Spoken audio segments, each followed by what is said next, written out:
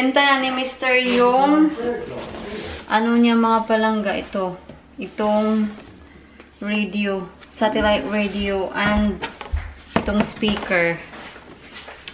So, anyway, good afternoon mga palangga. Good afternoon, Mr. Good afternoon, Mrs. Harry. He's so busy. So, anyway, magsasampay tayo. Parang ewan naman na palagi na lang ako naka-glasses. So, anyway, magsasampay muna ako. Ang ingay. Uy! Magsasampay muna tayo ng laundry. Alam nyo, ayaw ko talaga magsampay ngayon sa labas kasi kung nakikita nyo lang sa labas, nako, sobrang makulimlim. Pero, ang sabi ng weather forecast, hindi daw uulan. So, it's your choice whether you follow your instinct or follow the weather forecast. Pero sabi ni Mr. magsampay ka sa labas. Kasi yung heater namin sa bahay, hindi siya naka-on kasi 17.5 yung temperature dito sa loob ng bahay. So, hindi siya masyadong malamig. Pero ayawan ko lang ay magsampay na lang ako. Kahit labag sa kalooban ko. Kailangan ko pa itong isort to mga laundry na to. Na-imbak sila nung 2 days akong nagtrabaho straight. Ay, ayun. Let's go out. Can you follow me with the camera, please? I've got my things on here. Please. There's Mrs. Scooby here somewhere. There she is. It's not cold. Don't exaggerate. Your legs don't open very wide on this one, do they? Because it's a new one. Is it? Yeah. Well then, how are you washing up? You're being pathetic now.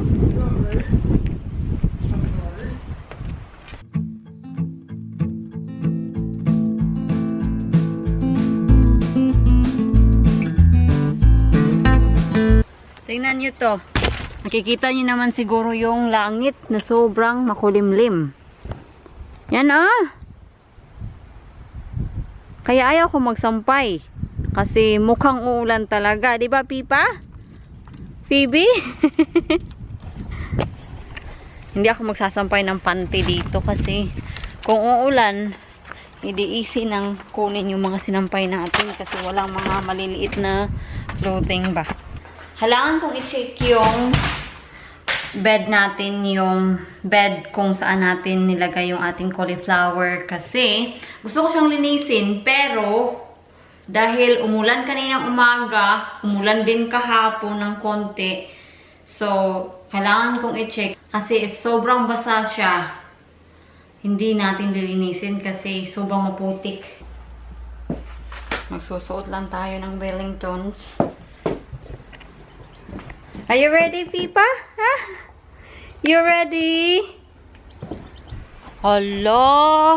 Kakalinis lang natin sa ating old strawberry bed. At meron na naman siyang damo. Naku naman! Basta dito, oh. Tingnan niyo yan. Ewan ko. Ewan ko lang. I'm just glad na yung isang bed natin, nilagyan natin siya ng plastic. Kasi yung kailangang linisin lang dito is yung edges niya. Oh. Anyway, ito na.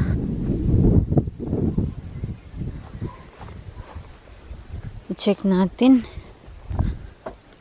Hindi naman masyadong basa yung lupa. Right, sige. Lilinisin natin to ngayon. Pero madalian lang. Kasi mukha talagang uulan mga palangga. So, ita-timelapse ko kayo. And I will do my magic. Ang hangin pa naman. Ilalagay ko kayo dito. Dito ko kayo nilalagay. Sobrang ano niya, dangerous. Kaya kumapit kayo ha. Kumapit kayo na mabuti.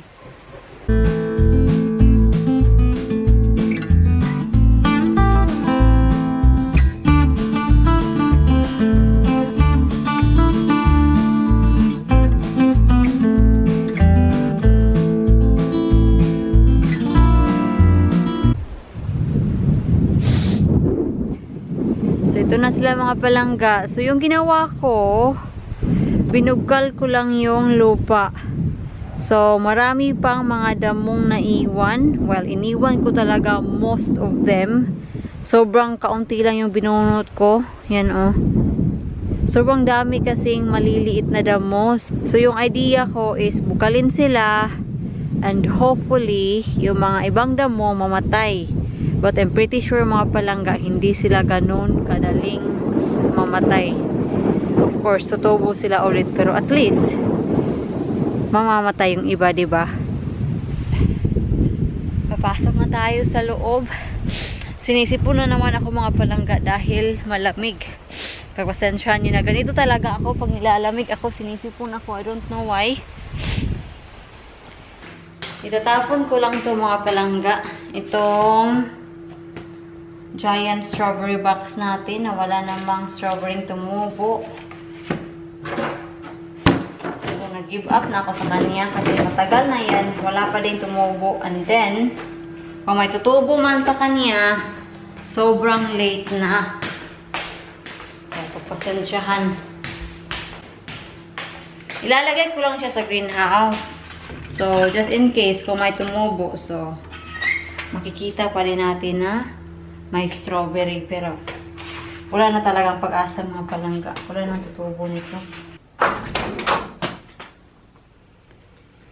Yung strawberry box, dito natin siya itatapon mga palangga. Yan. Bye! So, ayun, maglilinis na ako ng bahay mga palangga. Mag-hover. Hindi ako ngayon mag-deep cleaning. Mag-hover lang ako. And then, siguro Saturday, tomorrow, or Sunday siguro, mag-deep clean ako. Mostly na sa upstairs. So, I'll see you later. Hindi na ako mag-vlog kasi it takes time talaga pag nag-vlog ka. Kasi of course, kailangan mo i-set up yung camera mo. Kailangan mong tingnan kung okay ba yung angle. So, hassle, diba? So, see you later na lang. Umuulan mga palangga. I-rescue ko ba or hindi? I-rescue ko na lang, be. Kasi baka sobrang lakas ng ulan.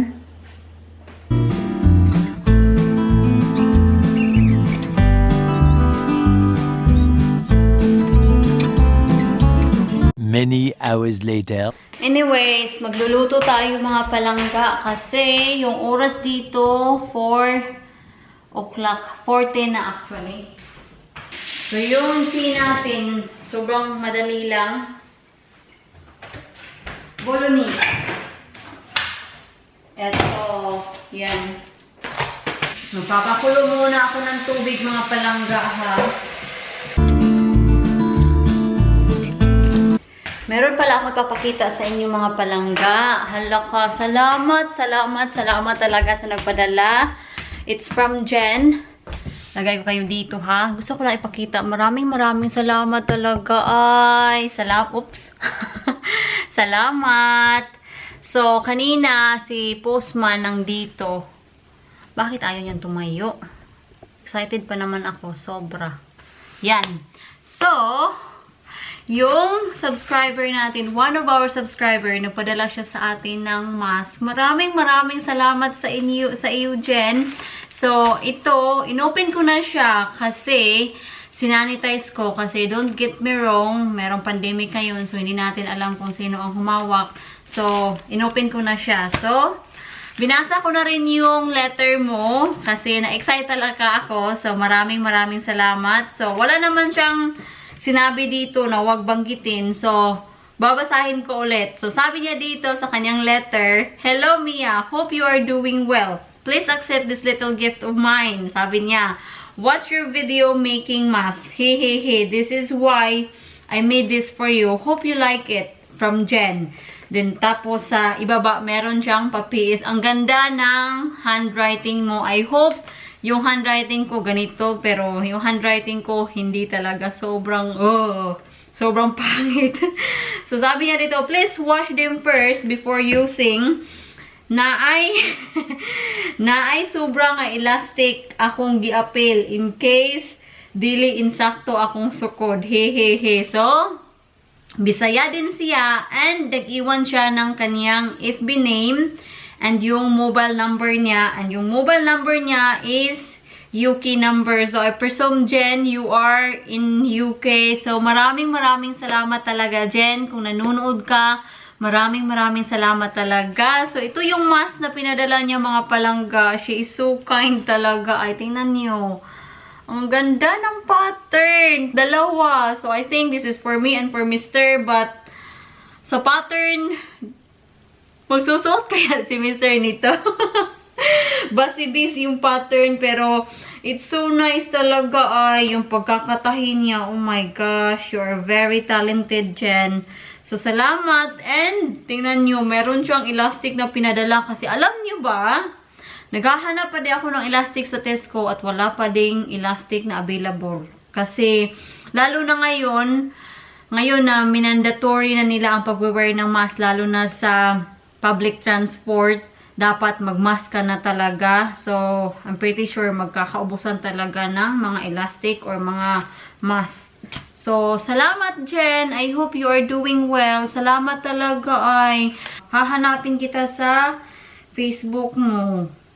Meron na akong pandagdag sa aking collection mga palangga. Kasi alam niyo ba, yung mga letter na sinesend yun sa akin, hindi ko siya tinatapon. Meron po akong box, special box na nilagay ko doon from my subscriber. Kinikip ko sila. And yeah, maraming salamat, Jen, sa biyaya, sa blessings. Yes, blessings to kasi ang paghahanap ng mask ngayon, sobrang sobrang hirap. So, salamat. Lalaban ko yan mamaya. So, I hope you are keeping yourself well. Ingat ka and God bless. Maraming salamat talaga. Na-touch ako. Kasi, hindi talaga ako makapaniwala na may magpadala sa akin ng mask. Salamat talaga. Anyway, balik tayo sa ating pagluluto.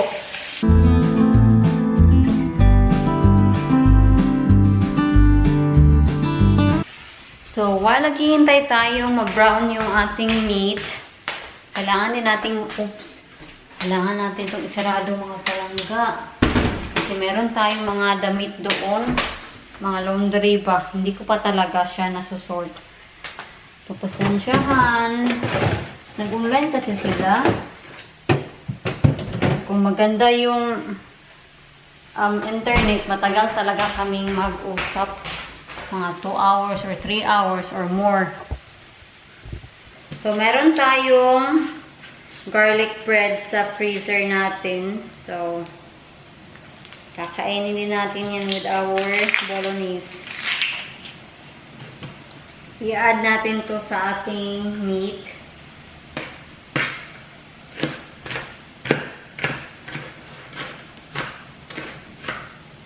Sana prenito ko siya, sinote ba. Pero alam niyo naman, kita niyo naman kanina na nilagay lang natin yung meat na walang oil. So, i-add ko na lang. Maluluto din naman tong onion natin.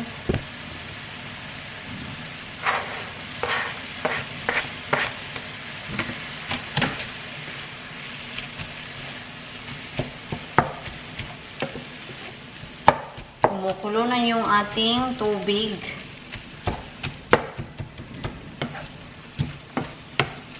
Lalagay lang ako ng asin mga palangga. And pepper. Wala akong sauce, yung Filipino style sauce. So, gagawa natin to ng paraan. Ilalagay ko na rin yung ating pasta.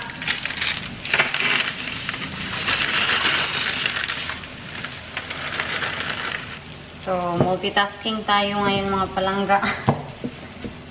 So, ngayon naman, itong meat natin, lalagyan ko siya ng tomato sauce.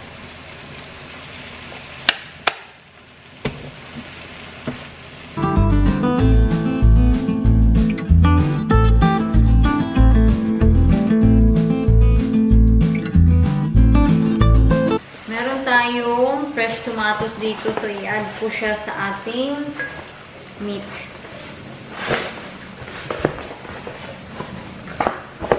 Meron pa silang skin, so, well, it's okay. Kung may naririnig kayo sa background, that's Mr. He is right behind you. Really?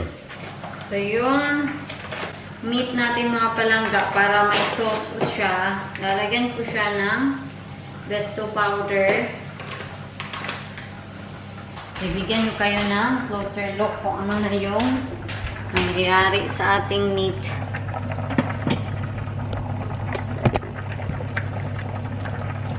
Yan. So, yan na siya. Meron na siyang sauce.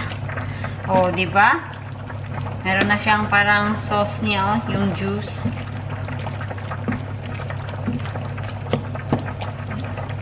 Kailangan na nating tikman kung yung lasa okay na ba.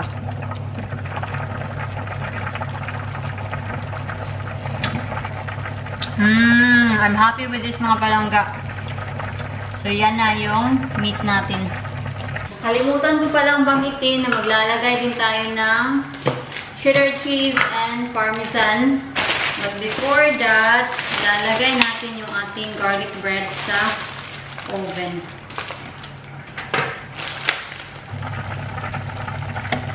Wow!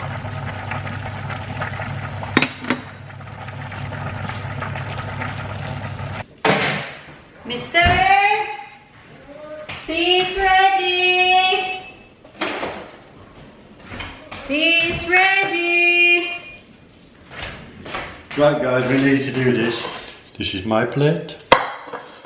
This is my plate. See? We've got to have, what's that? Parmesan. Parmesan. Do you want some? Put a little, on a little. Oh! There you go. That's it. Garlic bread. See? Let's You need to shoot it properly. I'm showing properly, aren't you guys? Yep. I can't tip it up, it'll slide off the thing. Yo. I'm just gonna show you.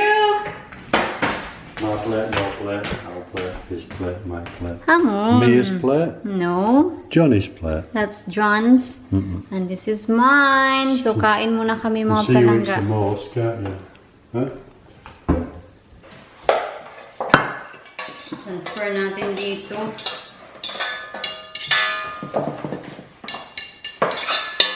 There you go, mister. Okay, Mrs.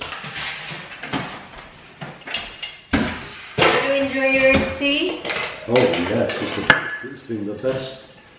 It's the best I've ever had.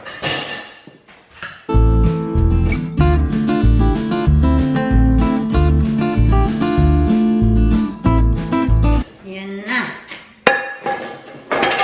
This is for our breakfast. Your breakfast. My breakfast. Ito na. Mag-grocery tayo mga palangga. Naglagay ako ng kaunting... Bakit ang puti ko? Yan. Naglagay ako ng kaunting lipstick, kaunting powder. Nirefresh ko lang yung mukha ko kasi hindi ako nag-shower kanina. Supposedly, yung shower time ko is... Ano na bang oras? Yeah. 5 o'clock after tea yung shower ko. Pero, sabi ni Mr. kanina na mag-grocery tayo. So, naisipan ko na after na lang sa grocery shopping mag-shower ako. So, meron akong mask dito. Magpaganda tayo ng konti kasi ito lang yung chance natin na makalabas, di ba? Later. Hello mga palangga. So, nandito na tayo sa bahay. Kanina pa actually.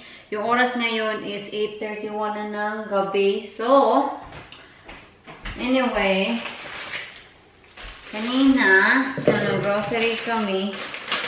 Bumili kami ng whole chicken. Plano ko, we will have this tomorrow sa hapunan.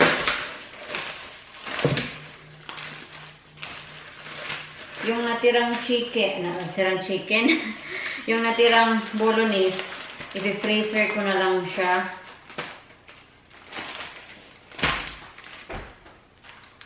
So, hugasan ko muna to ha. So, yan na.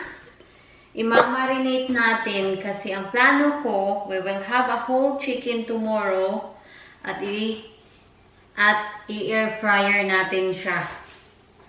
So, I hope masarap, no? First time ko itong gawin. So, yung pang-marinate natin mga palangga, lalagyan ko siya ng... Dali lang, ha?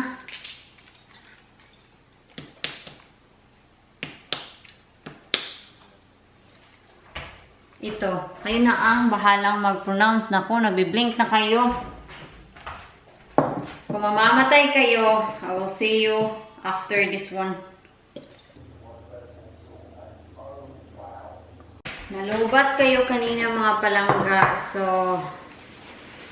yun. Yung chicken natin nasa fridge na siya. And ngayon naman, we will have strawberry and ice cream. Ang lalaki ng strawberry na nabili namin sa Tesco mga palangga. Yan. Ganito sana yung ano natin, no? Yung ating strawberry. Ang bango! Have a bite! So, hihiwain lang natin sila into bite size. I hope matamis. Kasi minsan kasi yung mga strawberry na nabibili mo sa supermarket, unfortunately, they look so good, but yung taste nila mga palangga, they are not the best. May mga bruises siya. So, tinatanggal ko lang.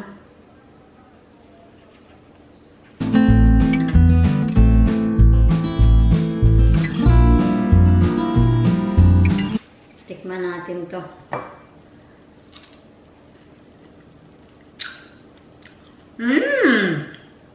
They're sweet.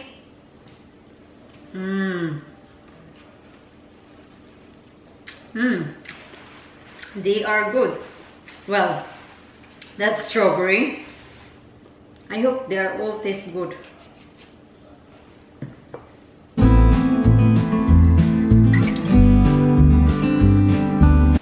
Kanina din pala, bumili kami ng bagong ice cream.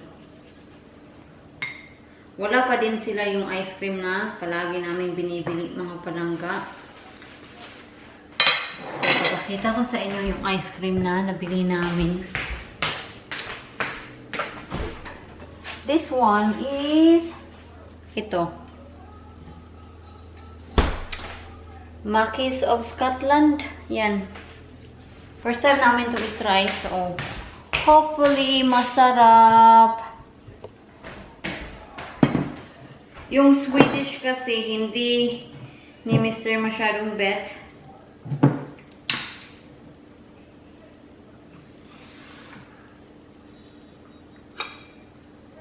I-try natin. I like this. Lahat naman siguro gusto ko. Hindi naman talaga ako mapili sa pagkain. Basta edible lang. Fights na. Sold na ako doon. Hala, ayaw niya ma-focus. Yan. Pero masarap siya. Kasi last time, nung nag-grocery si Mr., bumili siya ng ice cream. Pero ito yung ice cream na binili niya. Itong waltz. Pero hindi gusto ni Mr. Kasi nung last time din ako ng grocery, Swedish glaze yung binili kong ice cream dahil wala sila nito. Ito talaga yung favorite namin na ice cream brand. Pero unfortunately, yung Tesco, wala pa din. Wala pa silang stock. So anyway, mga palangga, ito na yung ice cream and strawberry natin. Kain! Kain na kayo mga palangga.